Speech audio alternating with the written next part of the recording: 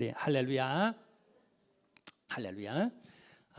우리가 진정한 신앙인, 진정성 있는 신앙생활을 하기 위하여서 꼭 한 번은 거쳐가야 할 사건이 있는데, 그것은 내가 바로 인격적으로 우리 하나님을 만나는 만남의 사건입니다. 영국에 한 소년이 있었습니다.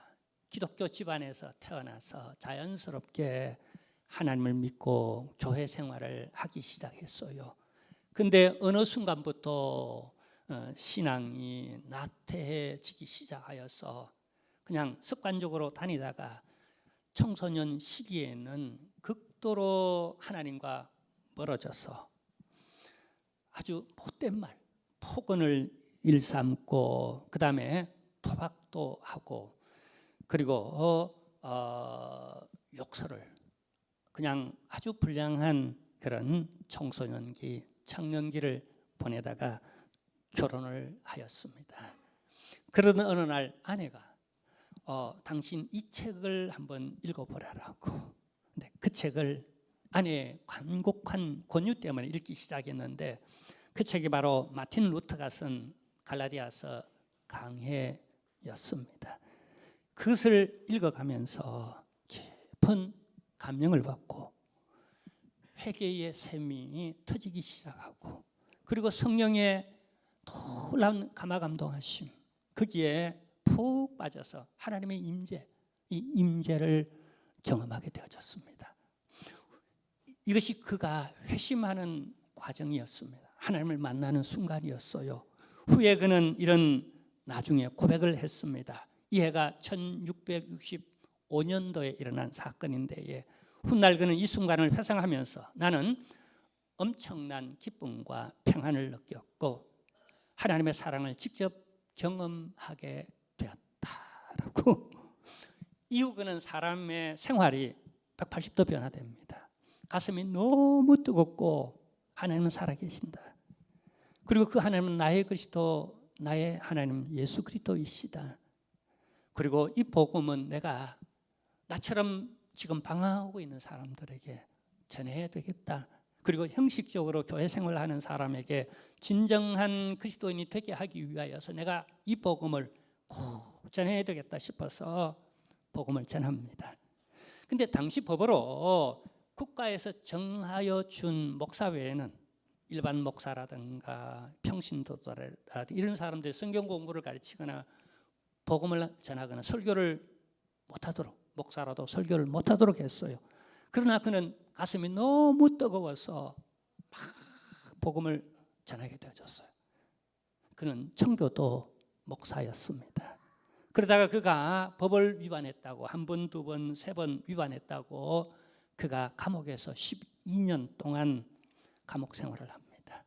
근데 이 감옥 생활을 하면서도 그의 가슴이 너무 뜨거워서 복음을 전해야 되겠다 싶어서 성경 공부는 못하게 만드니까, 설교도 못하게 만드니까 얘기 형태로 복음을 서술해서 편지글로 하나하나 전하기 시작했어요. 이 사람이 바로 그 유명한 존 번연, 그리고 이때 기록한 책이 바로 철로 역정입니다. 우리가 아는 바대로 철로 역정은 성경 다음으로 우리 전 역사 가운데의 두 번째 베스트셀러예요. 우리 기독교인이라면 이거 꼭 읽어봐라. 어떤 다른 책은 못 읽어도 이 책만은 꼭 한번 읽어보라라고 어떤 신학자는 10번 혹은 70번 읽은 분도 있어요. 저도 아마 10번 이상 읽었고, 제 학위 논문에 이 철로 역정에 관하여서 잠깐 언급한 내용도 있습니다. 그러기 위해서 제가 10번 이상 읽었어요. 그리고 요즘 오후 예배 때에 제 평생에 철로 역정을 한번 강해하고 제가 은퇴했으면 좋겠다는 로망이 있어서 지금 그 은퇴하기 전에 그 실현을 오후 예배에 하고 있습니다. 제가 말씀드리고 싶은 것은 우리가 혹은 습관적으로 혹은 형식적으로 예배하고 신앙생활 할 수가 있어요. 특히 모태부터, 아주 어릴 때부터 신앙생활을 하다가 보면 그럴 수가 있어요. 근데요, 꼭 한 번은 우리 하나님을 대면하는, 만나는 사건이 필요하다는 얘기를 하고 싶습니다. 자, 오늘 성경에 나오는 사람이 바로 그런 사람이에요. 이 사건이 바로 그 사건이라는 겁니다. 그 사람의 이름은 오늘 성경에 나만이라고 소개하고 있습니다. 그는 당시 강대국이었던 이스라엘과 시리아, 지금 팔레스틴 전역에 아주 힘이 있었던 아랍 나라 군대의 장관이었습니다. 그는 전에 나라를 구한 민족의 영웅이었고 백성들을 우러러 존경하였으며 왕이 특별히 총애하는 그런 사람이었습니다. 그리고 그의 나만의 이름의 뜻은 절거음입니다. 근데 딱 하나 때문에 그는 모든 걸 갖췄지만은 행복하지 못했어요. 불행했어요. 왜 그런지 아세요? 1절에 이것을 기록하고 있습니다. 함께 보시겠습니다. 아람 왕의 군대 장관 나만은 그의 주인 앞에서 크고 존귀한 자니 이는 여호와께서 전에 그에게 아람을 구원하게 하셨음이라. 그는 큰 용사이나 나병 환자더라. 여러분 다 갖췄어요. 우리 몸도 그렇습니다. 몸도 다 건강한데 그냥 한 군데 암이 걸렸어요. 치명적인 겁니다. 다 건강해도 그것 때문에 내가 살지 못할 수가 있어요. 명예를 가졌어요. 나라를 구한 그런 공로도 있어요. 자격도 있죠. 똑똑해요. 왕이 총애를 하고 사랑도 받아요. 온 백성들이 존경도 하고 부와 권력과 우리가 부러워하는 가졌으면 하는 모든 걸 다 가졌어요. 딱 하나가 없어요. 그는 나병 환자였더라. 없었으면 좋을 것이 지금 있는 거예요. 자, 여러분 우리가 예전에는 이 병을 문둥병이라고 말했습니다. 문둥병. 여러분 아시죠? 요즘은 이 문둥병 환자를 잘 보지 못합니다만은 제가 가끔씩 소록도에 내려갑니다. 지난해도 소록도에 내려갔고요. 또 외국에서 손님이 오거나 하면은 한번 소록도로 한번 모시고 갑니다. 목회자고 신앙인이면 그래서 또 한번 가보기도 하고 가끔 가는데 지금 거기 가도 사진으로만 나병 환자들을 보지 실제로 지금도 있어요. 그러지만은 잘 대면하기가 수월찮아요. 예전에는 우리나라에도 좀 흔했어요. 또 수월찮게 대면했고 또 어떤 제가 수련회 가면은 한 번은 이렇게 나병 환자들이 모인 수련회 갔는데 정말 끔찍해요. 이게 문드러져서 코가 뻥 뚫린 것 있죠. 밤에 보면 진짜 무섭습니다. 그때는 젊어서 그런지 더 무서웠어요. 귀도 이게 문드러져서 날아가 버렸어요. 눈도 뻐끔해져서 이쪽 눈썹 다 날아가고 이쪽에 푹 패해져 버려가지고 손가락도 다 문드러져서 없어요. 발가락도 그렇고. 그러니까 일단 외모상 형상이 훼손되어져서 흉하단 말이에요. 그리고 또 하나는 이로 말미암아 사회적으로 외면당하고 두려움과 혐오의 대상이 되었다는 거예요. 더 나아가 종교적으로 당시 사회는 종교 사회인데 천형이라고 우리나라에서도 그런 말이 있었죠. 천형이다. 저 병은 천형이다. 하늘이 내린 형벌이라고. 이런 죄악의식과 저주의식으로 말미암아 사회적으로 지탄과 극심한 차별의 대상이 되었다는 거예요. 다 갖췄는데 뭐 모자람 없는데 이 나병 때문에 이런 존재가 되어져 버린 이런 그냥 여러분 이렇게 추락하는 건 날개가 있다고 참 높이 하늘 무서운 줄 모르고 그냥 나를 때는 온 천하가 내 아래에 있는 것 같고 내가 모든 걸 쥔 듯 했지만은 척하니 어떤 순간이 되어 보니까 나같이 불행한 사람이 없는 자신을 발견하는 순간에 얼마나 그 마음의 고통이 극심하였겠습니까? 이런 시대에 나만 장군이 보세요. 자, 이런 시대, 이런 상황 속에서 나만 장군이 이것으로 끝나지 아니하고 오늘 이 얘기는 하나님을 경험하는 사건인데 하나님이 그에게 은혜를 베푼다는 겁니다. 아멘. 자, 이렇게 보면은요, 이건 천형이라고 하는데 세상에 이것만큼 불행한 순간이 있겠나 생각하는데, 근데 그 지점에서부터 은혜가 시작되는 것, 바로 그게 모티브가 되어져서 하나님을 내가 경험하게 되어지고 진정한 신앙인으로 내가 거듭나게 되어진다는 거예요. 자, 우리가 보이는 서성이 있어요.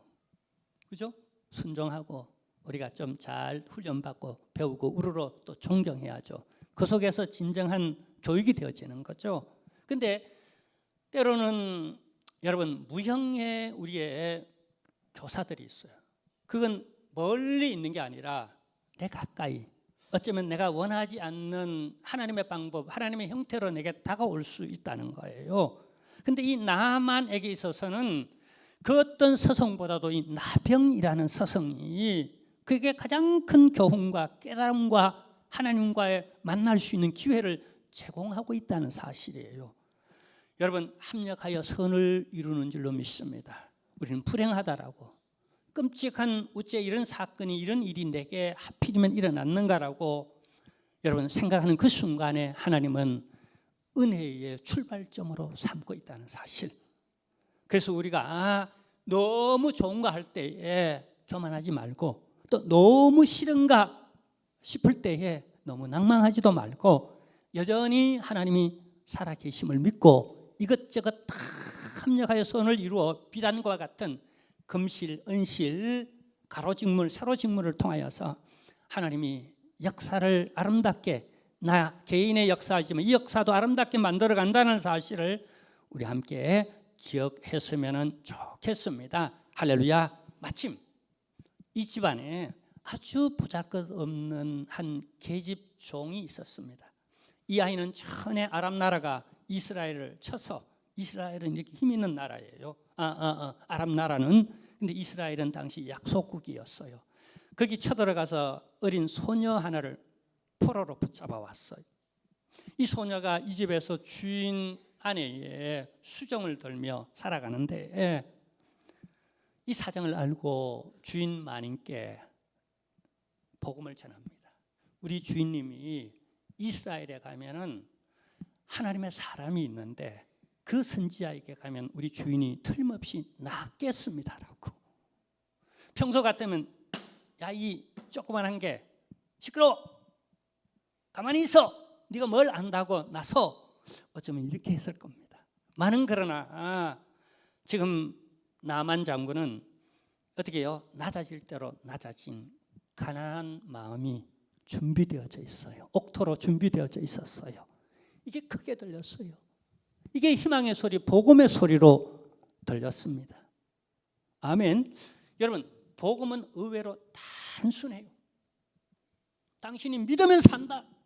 그분 앞에 가면 당신이 죽지 않고 산다.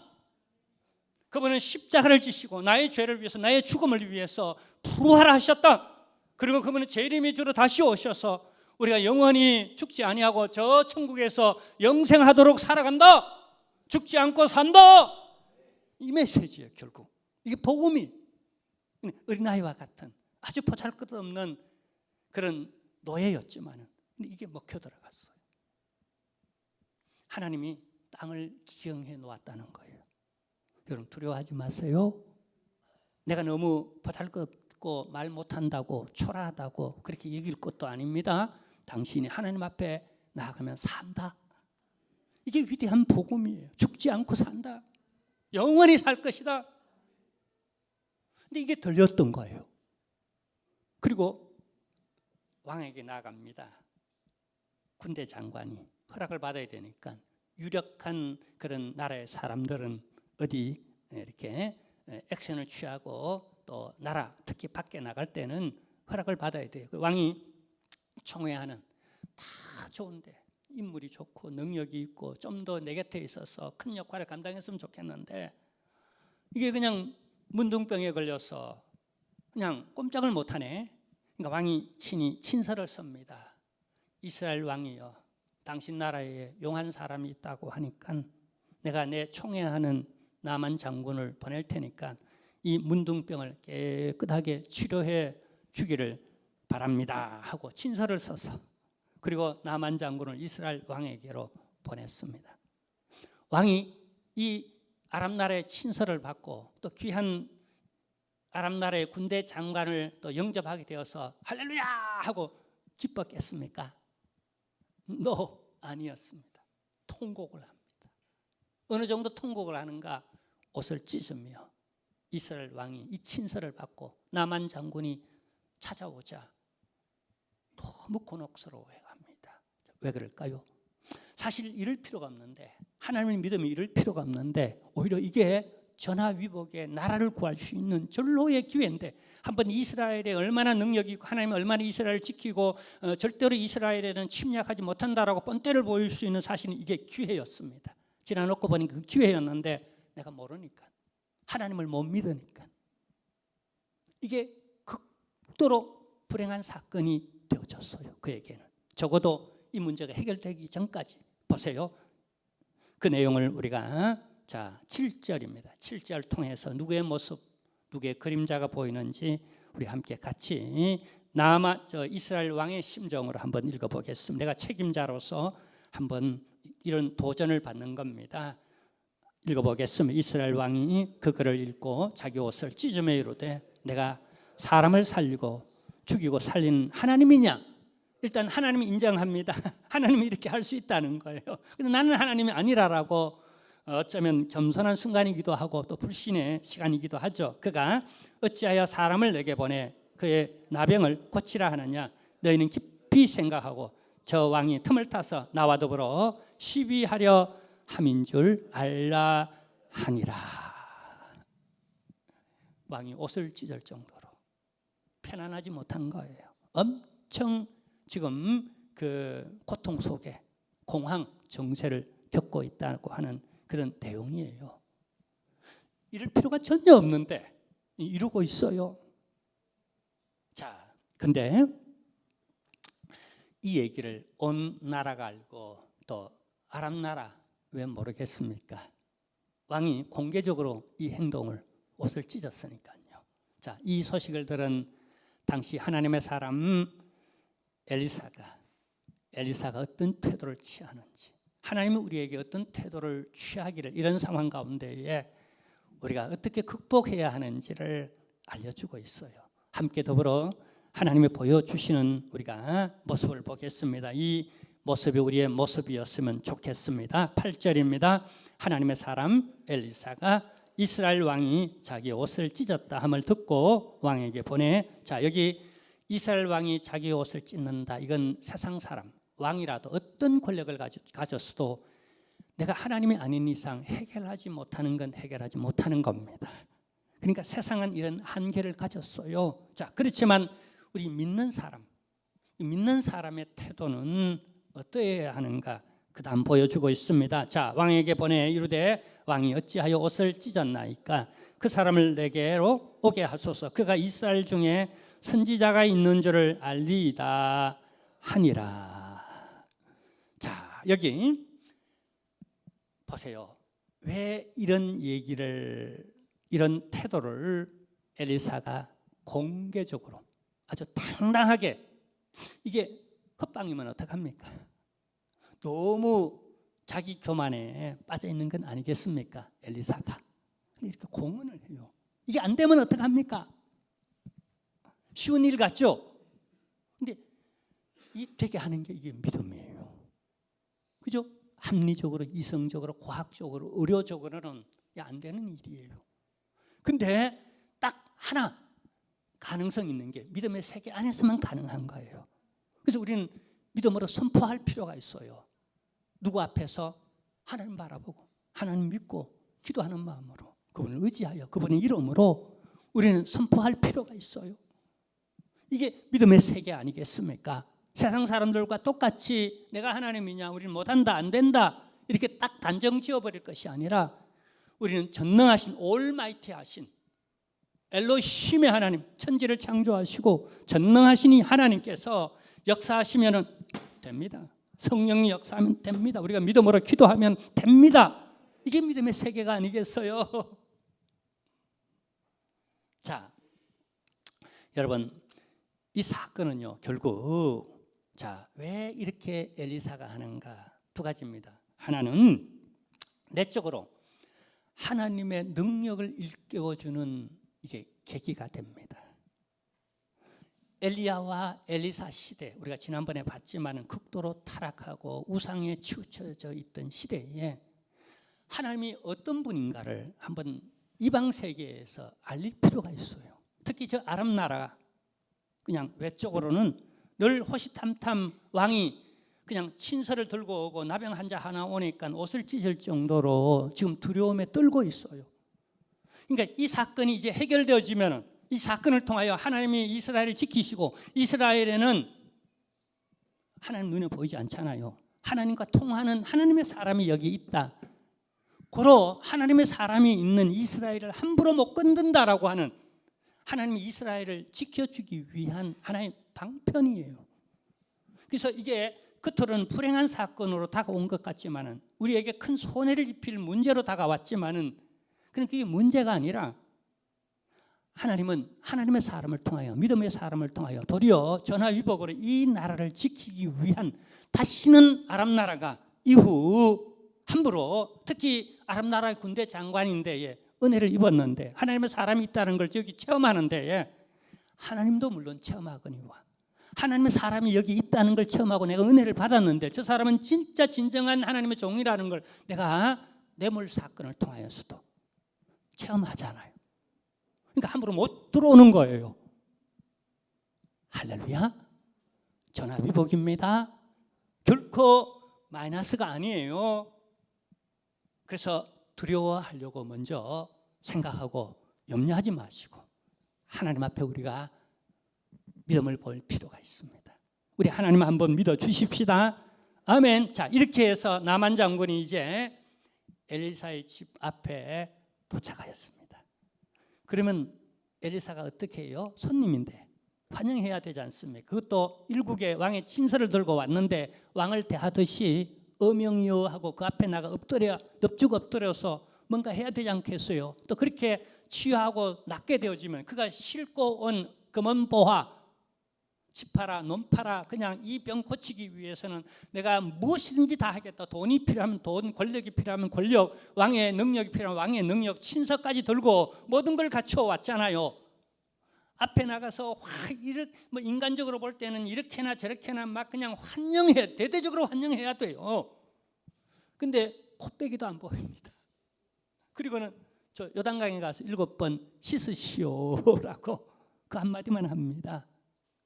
나만이 이때 심정이 어땠겠어요? 자, 시험 들었겠어요? 시험 안 들었겠어요? 여러분, 하나님의 말씀 앞에서 꼭 시험 들 일 많습니다. 왜 그럴까요? 한번 봅시다. 자, 오늘 한번 보는데요. 한번 11절 12절 우리 함께 보겠습니다. 보세요. 나만이 노하여 물러가며 이르되 내 생각에는 그가 내게로 나왔어. 여기 내 생각에는 저는 여기에 밑줄을 그어놨습니다. 내 생각에는 저마다 생각이 있잖아요. 사람이라는 게. 나만이 얼마나 똑똑하고 산전수전을 다 겪었고 군대 장관이에요. 생각이 투철한, 자기 생각이 분명 있는 사람입니다. 자, 근데 그가 내게로 나와서 그의 하나님 여호와의 이름을 부르고 그의 손을 그 부위 위에 흔들어 나병을 고칠까 하였다. 이게 일반적이고 상식적이죠. 이 상식을 무시하는 거예요. 이거 얼마나 지금 황당했겠어요. 자, 12절 다메섹 강 더더군다나 보세요. 다메섹 강 아바나와 바르벨은 이스라엘 모든 강물보다 낫지 아니하냐. 실제로 그렇습니다. 내가 거기서 몸을 씻으면 깨끗하게 되지 아니하랴 하고 몸을 돌려 분노하여 떠나니. 그냥 하나님의 종에게 왔다가 하나님의 종이 섭섭하게 대해서 시험 들어서 그냥 분노하며 갔다. 시험 들었다는 거예요. 저는 목회자로서 이 관점을 볼 때에 내게 누군가가 참 가난한 마음이 되어서 좀 안수 기도 받고 병 치유받기 위하여 왔는데, 내가 만약에 어떤 성도에게 그래서 이 성도가 상처받아서 뭐 그냥 신앙은 고사하고 시험 들어서 갔다, 내가 그런 목사다, 제 자괴감이 어떨까요? 아마 그 밤 몇 날 며칠 제가 잠을 못 자며 불면의 밤을 보낼 거예요. 제 성격상 이렇게 생각해 보면, 누가 조금만 상처받았다 그래도 제가 너무 가슴이 애린데, 이 정도로 분노하고 그 먼 길을 왔다가 그냥 어떻게 치유도 되지 못하고 시험 들어 이렇게 막 그냥 화를 내고 갔다. 이건 국가적으로도 사회적으로도 또 선지자의 이미지적으로도 이건 꽝이에요. 이러면 안 되는 거예요. 이 신사적인 방법이 아니에요. 근데 왜 하필은 이 방법을 쓸까요? 예. 근데 이럴 때에 이 시험 든 사람의 주변의 사람들이 그 역할이 대단히 중요해요. 그게 좋은 이웃이에요. 좋은 이웃이라는 건 내게 돈 많은 사람, 식사 잘 대접하고 커피 잘 쏘는 사람이, 내게 칭찬해 주는 사람이 좋은 사람이 아니라 어떻게 나로 하여금 하나님을 경험하도록, 하나님을 만나도록 해주는 사람, 그 사람이 진짜 좋은 사람이에요. 나만 성질나고 시험 들었지만, 그러나 천만 중에 다행인 것은 그 주변에 좋은 사람이 있었다는 거예요. 근데 그 좋은 사람은 돈 많은 사람도 아니고 지체 많은 사람도 아니고 능력이 대단한 사람도 아니고, 우리가 여기까지 왔는데 하나님의 사람의 말대로 한번 해보자, 한번 순종해보자라고 하는 사람이었어요. 보세요. 여기 오늘 성경이 이렇게 소개합니다. 13절입니다. 그의 종들이에요 나와서 말하여 이르되, 내 아버지여, 선지자가 당신에게 큰 일을 행하라 하였다면 행하지 아니하였으리이까. 하물며 당신에게 이르기를 씻어 깨끗하게 하려 함이리이까 하니. 옳은 얘기입니다. 근데 우리 심리에는요, 이만한 걸 내가 얻으려면 내가 이만한 걸 내가 대가, 공로가 있어야 되지 않는가라는 생각을 가졌어요. 하나님, 어떤 분이 그렇게 기도하더라고요. 제가 신방가니까, 하나님이여, 나 이렇게 지금 암 걸렸는데 하나님 낫게 해주시면은 내가 이 도봉구 일대의 모든 화장실, 공중 화장실은 내가 돌아가면서 다 내가 청소하겠습니다라고. 맞잖아요. 우리에게 이런 공로의식이 있잖아요. 맞죠? 그러니까 나만 장군으로서는 내 모든 소유, 집 팔아, 논 팔아, 그냥 내게 있는 모든 걸 다 달라 그래도 내가 내 나병만 고쳐준다면, 이 죽을 병에서 나만 고쳐준다면 내가 다 무슨 일을 하라고 하면 하겠습니다. 이 병을 고치기 위해서 이 산을 들어서 저리로 파옮기라 그래도 내가 온 군대를, 나라, 민족을 다 동원해서라도 내가 한번 해보겠습니다라고 하는 이런 각오가 되어 있는 사람에게 은혜도 공로도 자격도 행함도 없이, 그냥 뭘 받는 것도 없이 그냥 가서 요단강에 7번 씻으시오라고 이렇게만 말하는 거예요. 너무나 쉬워서 안 믿어지는 것 있죠. 그런다고 내 생각에 그게 낫겠는가? 뭐 손을 얹어 안수 기도를 해도 이제 붙잡고 막 실험을 하며 주야 끔찍하며 막 부르짖고 막 온 그냥 자기 주변의 선지자들을 다 동원하고 온 성도들 다 동원해 함께 기도합시다. 그렇게 해주면은 어쩌면 나을 수도 있겠다라고 하는, 우리는 우리 자신도 모르게 우리 안에 공로의식, 자격의식, 어떤 율법적 그런 의식들이 우리 안에 있어요. 그게 내 생각이에요. 그렇게 살아왔어요. 그게 내 철학이고 관념이에요. 공짜는 없어요. 근데 하나님은 지금 공짜 경험을, 다시 말하면 은혜의 하나님임을 경험하게 해주고 싶은 거예요. 그냥 가서 씻어라. 그리고요, 군사들을 거느리고 금은 보화를 그냥 수레에 싣고 왕의 친서를 가지고 갖출 것 다 갖추고 빚값 번쩍하게 왕에게 가고 거쳐서 내게 오고, 대단했어요. 아주 얼마나 화려한 행차였겠습니까? 근데 엘리사는 너무나 조용하게 사환을 시켜서 플랜카드 하나 달지 않고 그냥 가서 요단강에 7번 씻어. 너무나 조용하게. 왜 그럴까요? 인간이 너무 왁자지껄하면요, 하나님이 안 보일 수 있어요. 내가 작아져요. 나는 아무것도 아닙니다. 자기 부정. 오직 가서 씻으라라고 하는 하나님의 말씀, 하나님의 권위, 그게 드러나도록 그 한마디, 요단강에 가서 7번 씻으시오, 그 하나님의 말씀이 드러나도록 하기 위하여서 구차한 다른 큰 소리, 요란한 행차, 거두절미 다 해버리고 부정해버리고 그냥 말씀 한마디, 하나님의 말씀에 요단강에 7번 씻으면 낫는다고 하니까 가서 그렇게 해. 무슨 의미인지 아시겠죠? 요란 법석 떨 필요가 없어요.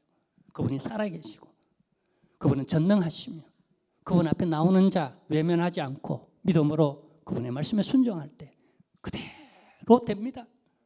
그대로 되는 줄로 믿습니다. 큰 소리 칠 것도 없고요. 그냥 조용하게 그냥 그 말씀 받고 그분을 믿고 또 그분 그대로 내가 적용하면 되는 거예요. 자, 그래서 결과를 보세요. 14절입니다. 어떤 결과를 얻었는가 함께 읽겠습니다. 이 결과가 우리의 결과가 되기를. 함께 읽겠습니다. 나만이 이에 내려가서 하나님의 사람의 말대로 요단강에 7번 몸을 잠그니 그의 살이 어린아이와 살같이 회복되어 깨끗하게 되었더라.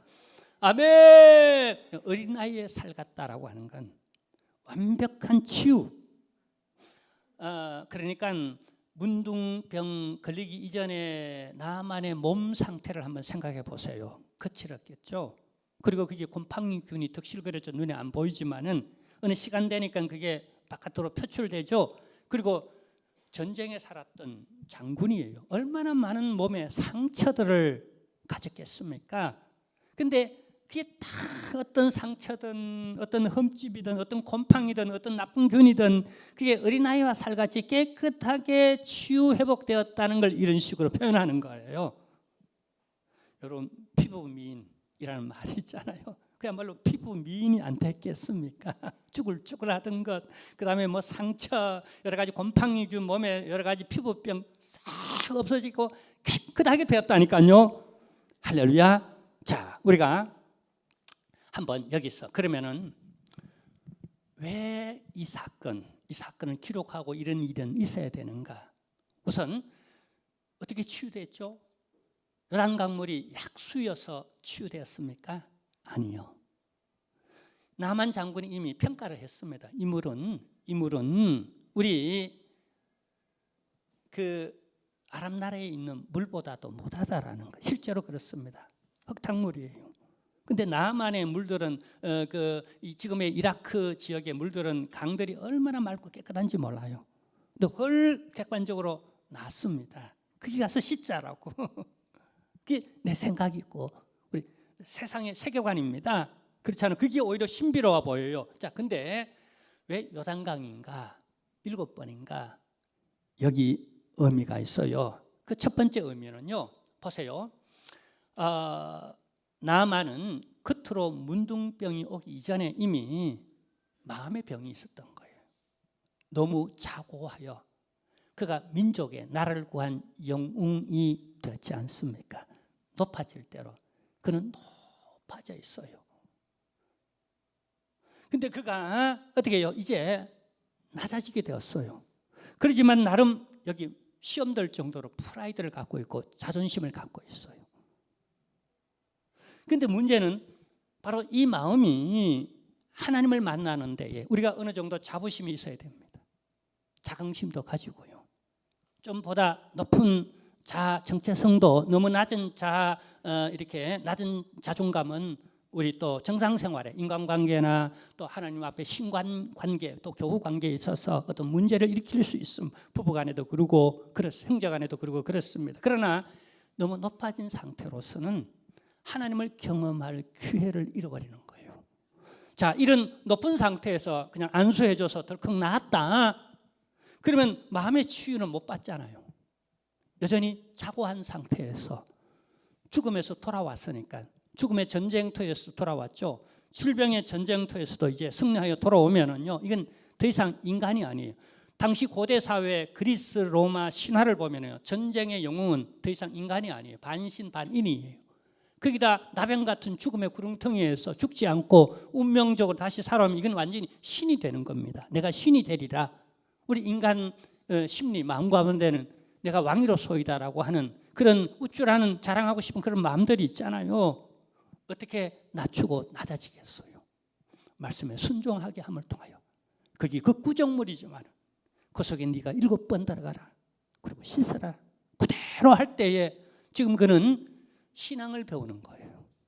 그리고 그 자리에서 하나님을 경험하는 거예요. 그야 몸이 치유되었다. 그 이상의 전인적 그의 인격, 그의 신앙, 하나님을 경험하는 세계 안으로 그가 초대받고 있는 거예요. 아멘. 이건 조금도 그냥 그의 자존심이 상하는 일이 아니라 하나님의 은혜의 세계, 하나님을 경험하는 세계로 그가 지금 시험 될 일이 아니라 초대받고 있었다는 사실입니다. 그 다음에 또 하나 그가 요단강에 들어가야 할 이유는 인간의 한계. 무소불위에 천하무적 백전백승했던 이 나만, 그래서 나라를 구하고 전체 이스라엘을 우습게 보고 다른 나라들을 우습게 보던 이 나만 이 장군이 이런 과정을 통하여서 인간의 한계, 나는 신이 아닙니다, 내게도 하나님이 필요합니다 라고 하는 인간 한계와 하나님의 세계를 경험할 필요가 있었다는 거예요.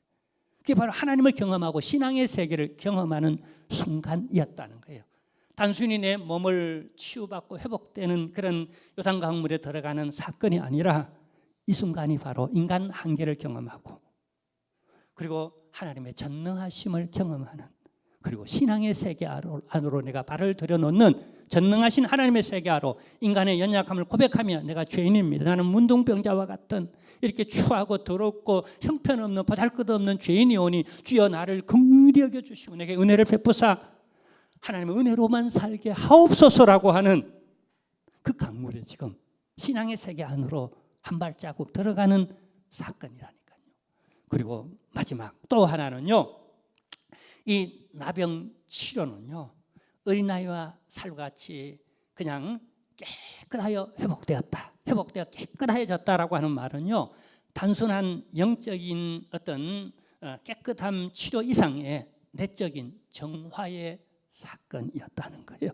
그리고 이 사건을 통하여서 새로운 하나님과의 관계를 형성하는 신앙의 세계로 새 삶을 살아가는 기회였다는 거예요.